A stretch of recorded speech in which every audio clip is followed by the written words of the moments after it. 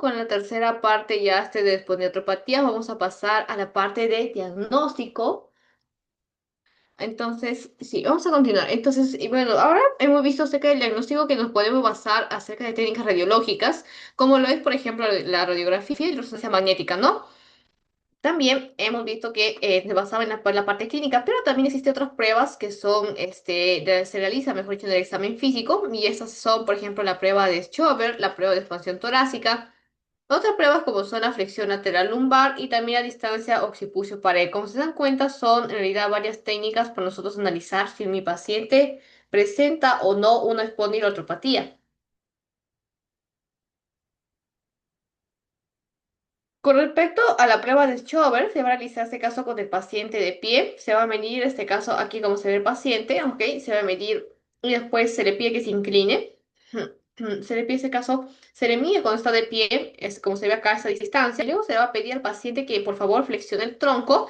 Entonces se va a medir luego esa distancia entre esas dos marcas, ¿ya? Se recuerda que nosotros medimos lo marcamos desde la altura de L5, ¿ya? De las espinas del posterior superior, como indica por acá, y 10 centímetros por encima, ¿no? Como te das cuenta, eso sería, eso se mide desde la altura de esas espinas ilíacas, más 10 centímetros, y ahí sería este caso de dos medidas.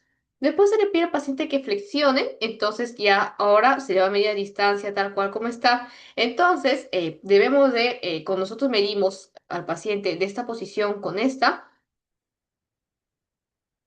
pues en este caso la distancia debe ser mayor o debe aumentar más de 5 centímetros, ¿sí? Entonces cuando vemos el caso que ha aumentado, por ejemplo, si acá me salió, no sé, ponte claro, la distancia de 10 centímetros, ¿no?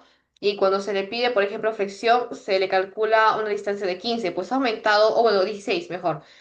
Obviamente no hay ningún problema, está normal, como nosotros estamos, por ejemplo, sin ninguna afectación, no tenemos espondilopatías, pero ¿qué pasa, por ejemplo, si el aumento es menor a 4 centímetros? Si, por ejemplo, acá calculé 10 centímetros, porque como dije la distancia desde acá hasta allá, 10 centímetros, y acá le pido al paciente flexión y solamente encuentro 13 centímetros, o 12 o 11 mucho peor. Esto nos indica que está habiendo un problema en la parte, lo que es el caso de la flexión, ¿no? El aumento de la flexión lumbar. Entonces, con una prueba de Schober positivo, yo podría decir que mi paciente, en este caso, está padeciendo de una espondilotropatía. Lo segundo es la flexión lateral lumbar. Entonces, esto de acá también, uy, bueno, va a ser algo similar también de lo anterior y está también lo que es la distancia del suelo. Esto consiste en pedir a mi paciente casi lo mismo que, por ejemplo, de lo que está parado se flexione, pero aquí las manos están pues tocándose la rodilla, ¿no? Pero acá se le pide en este caso que las manos lleguen a tocar el suelo. Se le pide que llegue a tocar el suelo y con ello pues se va a medir la distancia del dedo medio al suelo, o sea, toda esa parte, o sea, si llega realmente a tocar como tal el piso, ¿no? Si a tocar el piso, nosotros nos podemos parar en esos momentos, por ejemplo, si quieres tú haz la prueba, y en este caso tratar de tocar el suelo y si lo vas a poder realizar, en cambio un paciente con espondilotropatía no va a poder realizar eso. Otra prueba, en este caso para diagnosticar el examen físico, sería la torácica. Esta consiste que al paciente se le va a pedir en este caso que inspire lo más que pueda y expirar lo más que pueda. En este caso, medir el perímetro, o sea, cuánto mide su tórax, todo alrededor durante la inspiración y medir en este caso también el tórax durante la expiración, ¿no? Entonces ya con eso, si contamos una expansión disminuida, pues nos va a sugerir que hay una rigidez torácica que es típico, como te dije, en esta enfermedad. Otra también sería la distancia occipucio-pared y las rotaciones cervicales. También son pruebas útiles para valorar la espondilotropatía. Aquí en ese caso estamos frente a la distancia occipucio-pared, que vendría a ser eso. Lo normal es que sea 0 centímetros, o sea que no hay distancia entre acá, cuando se pide a la persona que se pare derecho y la pared, no hay distancia de 0 centímetros. Pero si esta, por ejemplo, ya llega a ser de varios centímetros, pues indicaría que obviamente hay algún problema, muy seguramente una espondilotropatía. Las rotaciones cervicales también en este caso son parte, pero rotaciones cervicales también en este caso son pruebas útiles que también nos ayudan a evaluar la movilidad cervical. De igual manera, el paciente que tiene podotropatía va a tener esta limitación al momento de mover, en este caso la cabeza, también en este caso la parte de vértebras cervicales.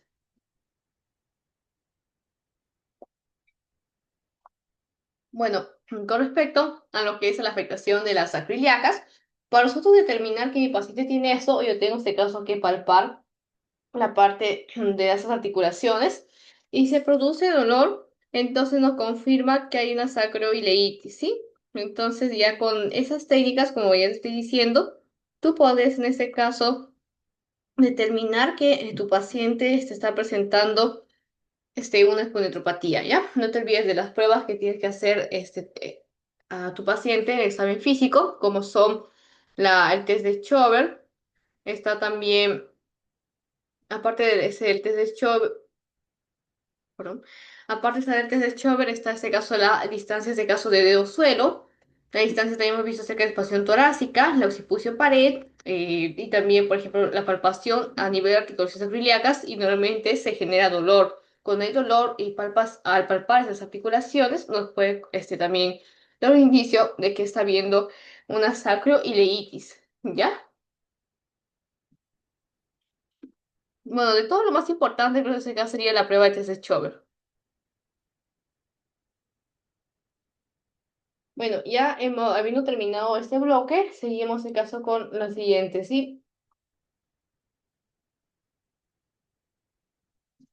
Bueno, lo mismo que estábamos hablando, bueno, aparte de lo que al inicio vimos de clasificación, como te había mencionado, tenemos que ver si hay, por ejemplo, aparte de la clínica, los hallazgos en imagen, ¿sí?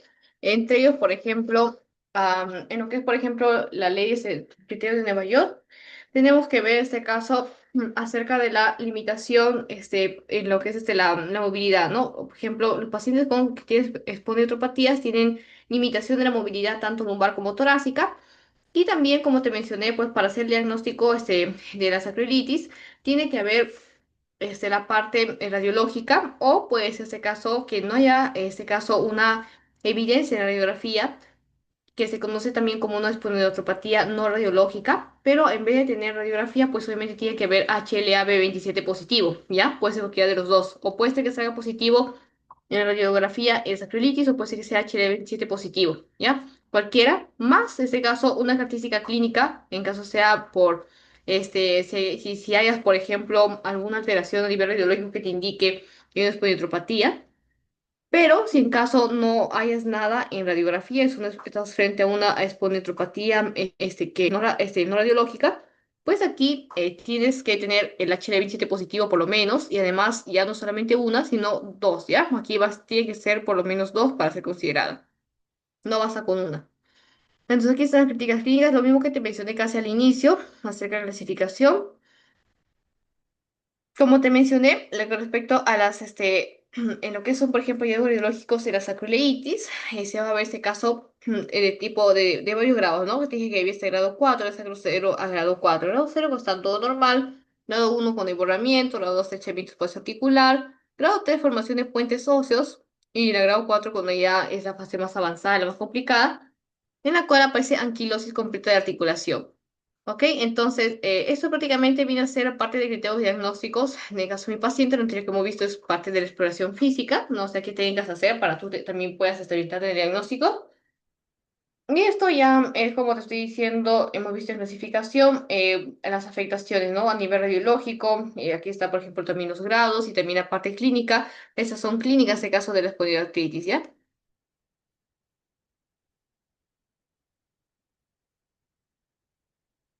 Ahora pasamos con el dolor, diagnóstico diferencial, aunque acá no lo. Ok, estamos en diagnóstico diferencial, aunque acá me faltó poner su título al diagnóstico diferencial acá, igual que el tipo de diagnóstico, pero ya sabes que empieza desde acá, en la parte de diagnóstico diferencial. Bueno, con respecto a esta enfermedad es importante hacer diferencias de dos tipos, por ejemplo, de patologías. Entre ellas está, por ejemplo, el cáncer y otras patologías que afectan el esqueleto axial, así como este. Dentro de esas, la más importante y también el que más se asemeja a la clínica de la espondilopatía sería la hiperostosis anquilosante vertebral, ya también conocida como enfermedad de Fourier. Entonces, y vamos a ver que, bueno, con respecto a las diferencias entre estos dos tipos de enfermedades. Recuerda que la enfermedad de Fourier, o sea, aparece típicamente después de los 50 años, ¿ya? O sea, en personas más avanzadas de edad.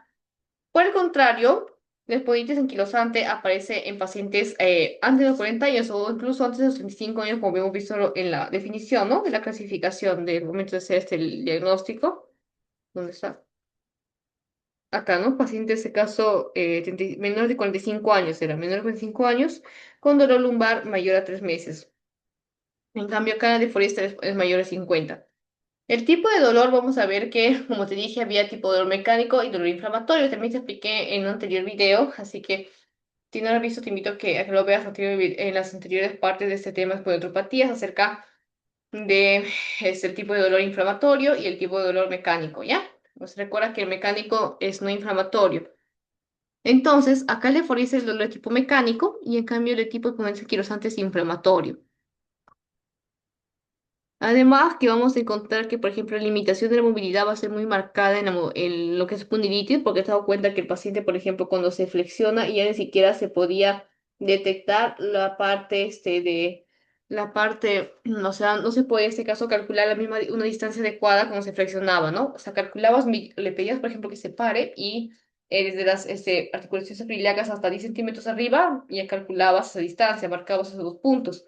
Le pedías que se flexione y, por ejemplo, la distancia era menos de 5 centímetros el aumento, o sea, era, por ejemplo, 14, 13, 12, en vez de, por ejemplo, tú te flexionas y se calcula valores como ya 16, 17, valores más altos, ¿no? De casos, pero acá, como te dije, va a ser mucho menor, entonces es una limitación. Igualito como se le pide al paciente que inspire y expire y se le calcula el perímetro de la pared torácica también se encuentra disminuido. Como te das cuenta acá, pues en la progeria antes es una enfermedad la cual limita mucho la movilidad del paciente, ¿ya? A menudo, como te digo, eso en este caso de cierta limitación, también el aumento muscular a distancia occipucio-pared, como he visto, por ejemplo, anteriormente, también presentan lo mismo, ¿no? Cuando deberías, por ejemplo, acá pararte de espaldas a la pared y se debe ser 0 centímetros de persona normal, pero una persona con esplentropatías, pues va a haber una distancia de más de 3, 4 centímetros, etcétera.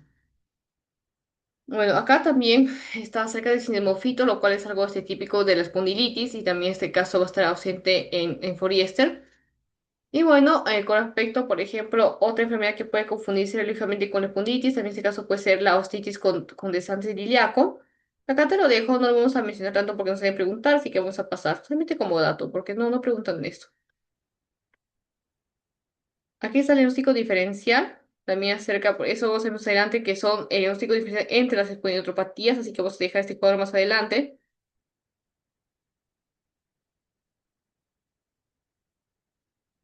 Vamos a pasar con tratamiento, ya casi para finalizar, y vamos a continuar con otros tipos de neuropatías.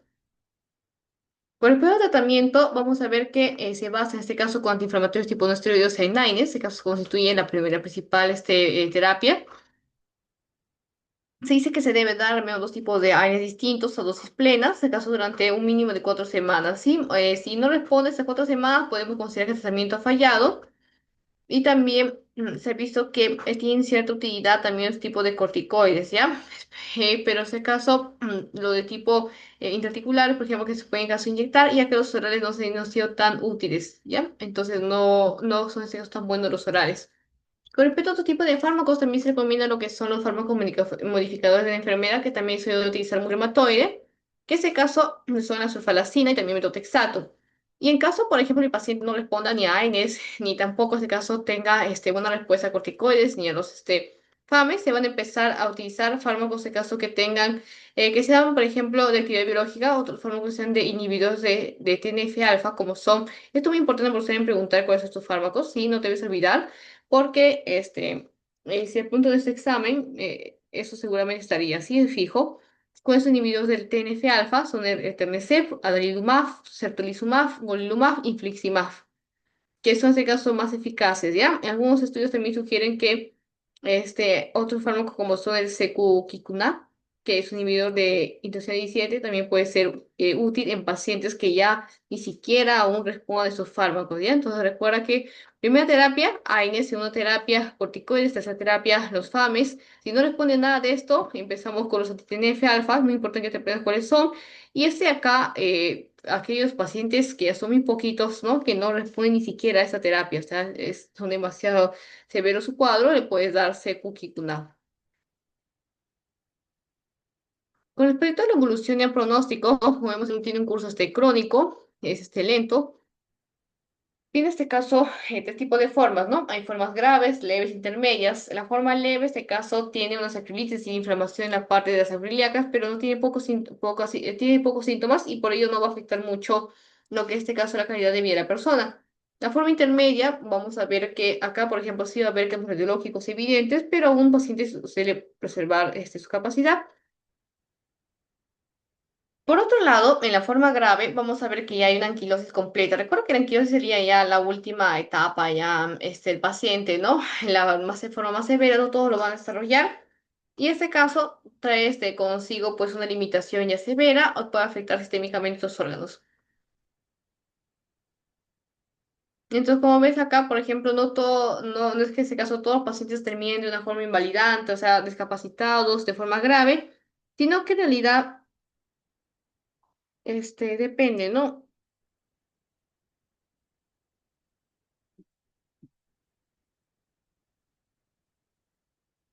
Bueno, entonces, depende, como te estás dando cuenta, de que ellos, por ejemplo, este caso del tipo de evolución, no todos van a ser severos, muchos este caso pueden mantener cierta capacidad normal. Hay también factores que son de mal pronóstico, como su inicio temprano. Si el paciente, mientras más joven es el paciente, se dice que la enfermedad más agresiva. En hombres también, como te dije, es la forma más frecuente. En hombres suele afectar más, pero también suele dar a mujeres. Y lamentablemente en hombres la enfermedad suele ser mucho más grave que en las mujeres, ¿ya? Lo mismo también, como te dije, si hay limitación precoz de la movilidad lumbar o cemento. Mira, por ejemplo, acá vemos, aquí debería mostrarte, ¿no? Si tú, por ejemplo, haces la medición en lo que es, por ejemplo, lo que es la espalda con la pared, no debería de medir en centímetros, debería ser cero, lo normal. Pero acá, mira cómo está calculando, o sea, acá sí hay una distancia. ¿Te has dado cuenta que acá la distancia occipucio-pared sí es, este caso, considerable? Mira, igual que acá, se le pide en este caso que es la prueba como te dije, esa prueba de acá que te había mencionado a ver, anteriormente, voy a ponerlo acá.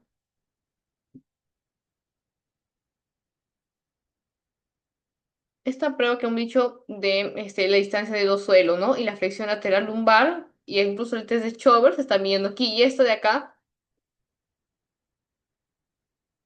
es esta del señor. Entonces, esa sería el caso de distancia, en este caso hasta del pie, por ejemplo, no, o sea, del suelo, con los dedos de la mano. Tú, por ejemplo, normalmente si te quieres, en este caso, flexionar hacia tocar el suelo, sí vas a poder hacerlo, pero un paciente que tiene esta enfermedad, te das cuenta que no va a poder, mira.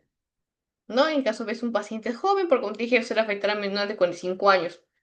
Otra cosa también le pueden hacer aquí el test de Chover, ¿no? Parado, mide en ese caso articulación sacroiliaca más o menos por acá, 10 centímetros más, se le pide que flexione y vas a ver que la distancia calculada entre eso y eso va a ser mucho menor de 5 centímetros. El aumento menos 5 centímetros. Parado fue 10. Y aquí flexionado, imagínate que ponte salió menos de 5 el aumento. Entonces sería 14, 13, 12, 11, ya sería peor, ¿no? Entonces el aumento es menos de 5 centímetros, lo cual nos indica una severa limitación lumbar. También está, como te dije, bueno, de aquí siempre se presenta este tipo de enfermedades, está elevación del BCG. Otro pues, fue el mal pronóstico, o sea, sería ese caso que el paciente tenga baja respuesta al tratamiento, que fume, como te dije, artritis también es de mal pronóstico porque nos indicaría posiblemente que se trate además de una espondilopatía tipo psoriásica, ¿ya? Como se hace que se caracteriza principalmente por eso, artritis, que son de salchicha, ¿recuerdas? Porque tiene esa forma tipo hinchada, edematosa. Entonces, vamos a ver aparte de ahí laboratoriales. Bueno, con respecto a esto, vamos a ver que no todas las veces, en este caso, los pruebas de laboratorio van a estar alteradas. De hecho, por ejemplo, lo que nos va a indicar, bueno, lo que sí es común es encontrar el HLA-27, que se detecta en 90% de pacientes con secuencia quirosante.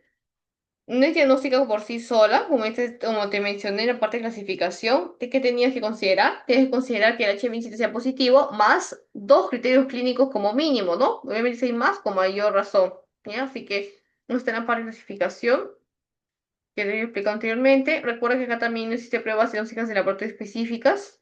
Se puede observar cierta elevación del BCG, aunque no siempre.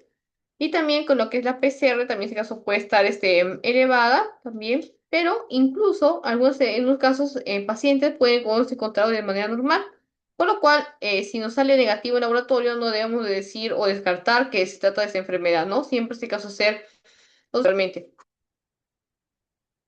Lo que sí hemos encontrado es que hay aumento de fosfatasa alcalina, también en ese caso elevación de los niveles de inmunoglobulina tipo este A, ¿ya? Elevación de niveles de inmunoglobulina tipo este A también se va a ver. Y con respecto al líquido articular, porque es una enfermedad tipo inflamatoria, vamos a ver que presenta ejercicios inflamatorios, sin embargo no va a tener otra particularidad o algo que lo distinga de las demás otras entidades. Pero como hace una entidad inflamatoria, pues vamos a encontrar características típicas, como aumentos de caso del ácido, aumento de proteínas, un poco de disminución de glucosa, entre otros. Bien, vamos a pasar ahora a lo que son higos imagenológicos.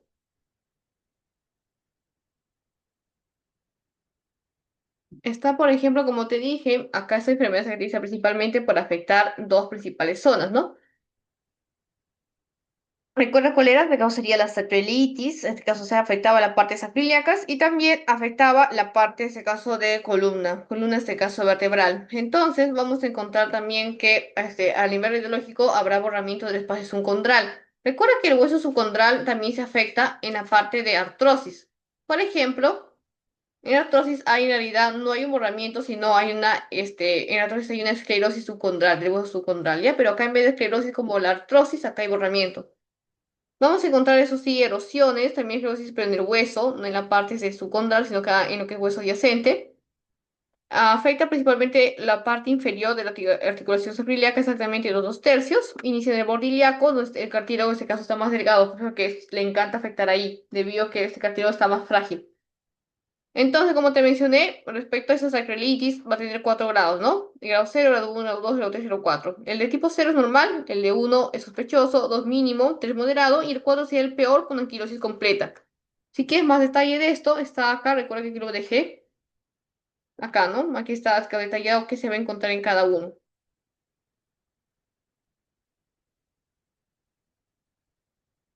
Entonces, con lo demás, sí, no sé, caso que hemos encontrado ahí, en la parte de estrepitopatía se encuentra el signo de Romanus, eso es típico y exclusivo, este caso, esta enfermedad, el signo de Romanus en la radiografía. Si te preguntan qué se halla, ya sabes, el nivel radiológico, responderías eso y todo eso de acá.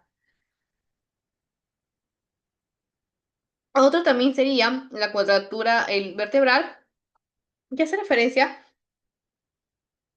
a cuando se pierde, en este caso, la forma cóncava del cuerpo vertebral y adoptamos una forma cuadrada, ¿ya? También muy importante la formación de sindesmofitos. No sé si sí les expliqué anteriormente en uno de los videos anteriores que muchas veces el paciente con este tipo de enfermedades espondilopatías y ya desarrolla osteoporosis.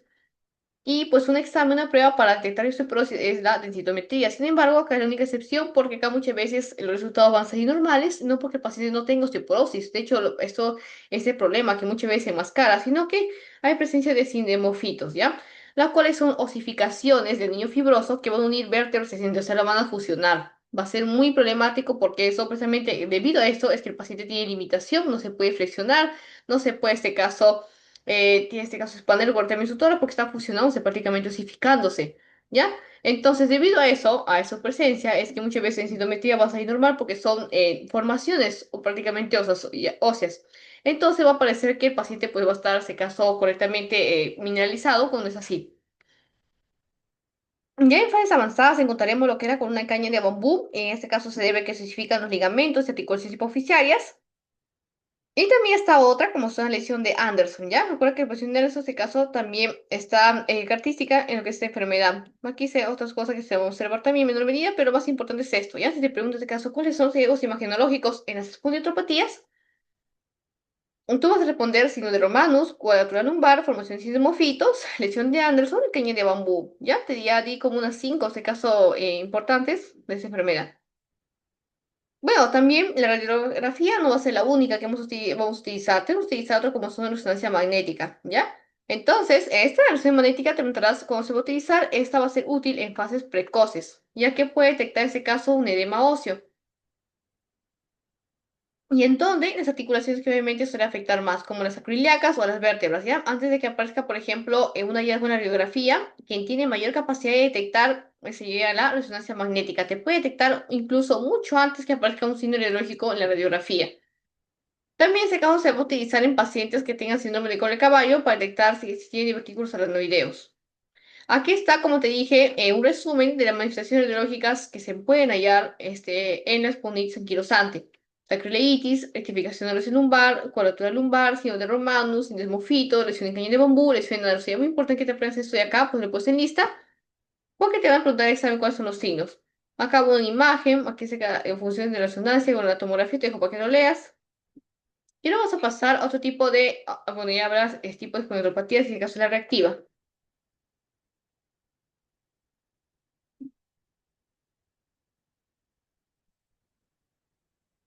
En este caso vamos a hablar acerca de la activa y la psoriásica, que son contribuciones tipo periféricas, porque recuerda que hasta acá la anquilosante son de tipo centrales o axiales, ¿ya? O que hay tipos de neuropatía tipo central y periférica. La que hemos visto hasta ahora hemos terminado ya, de tipo anquilosante, que son tipos centrales.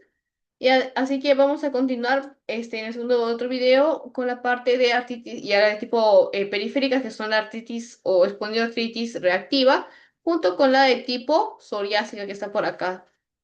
¿Ya? Eso sí, en este caso las dos para continuar. Así que hasta acá llegó el video. Vamos a continuar con la segunda parte de neuropatías, que es algo larga, porque abarca la de tipo central, que son, hemos visto ya que son de tipo el anquilosante. Recuerda que la de tipo central o axial son anquilosante.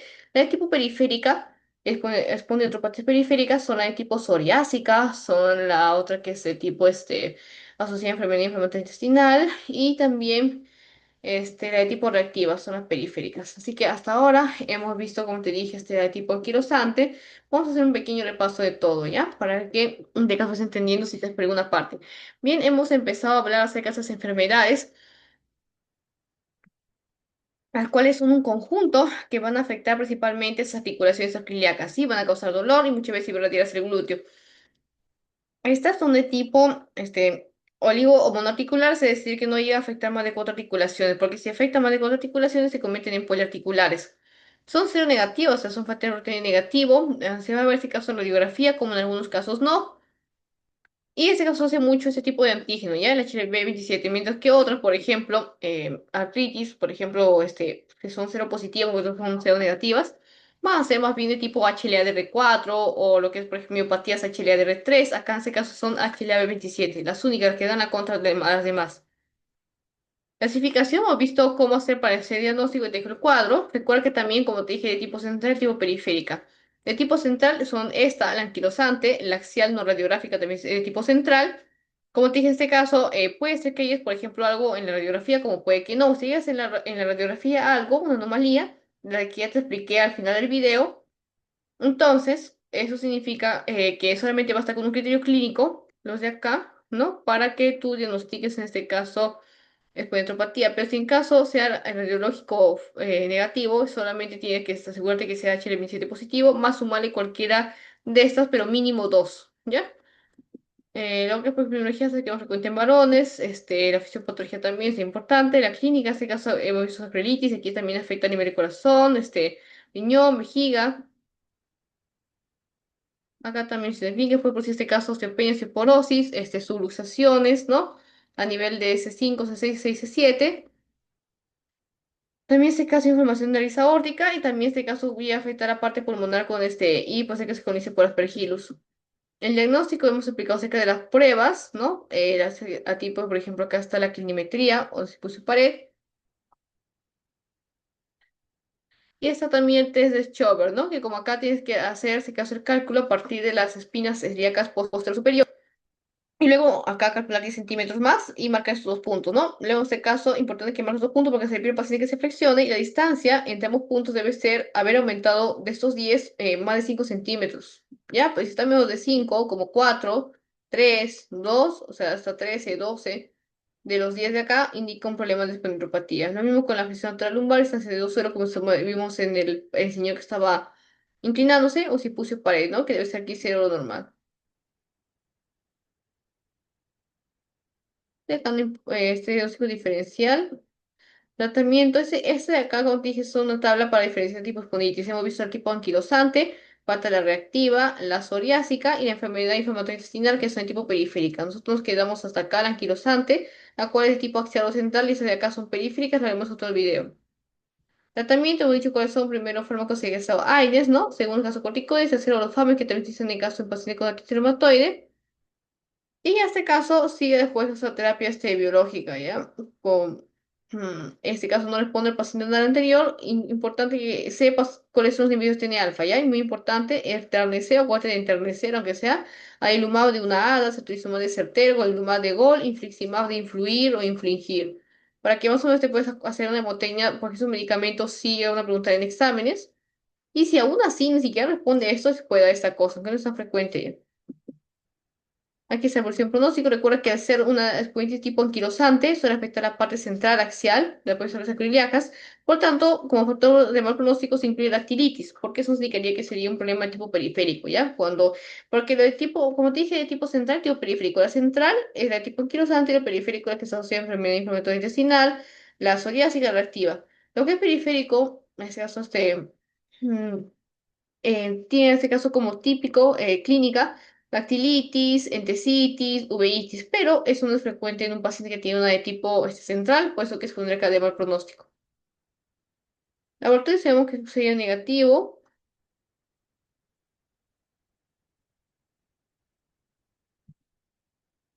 En el nivel imaginológico hemos visto, pues, ¿no? Esta castración se ve, este caso en humanos con una vertebral, en función de sinemofitos. La lesión de Anderson, entonces en este caso 11 pruebas, ¿no? Aquí en este caso son los grados también.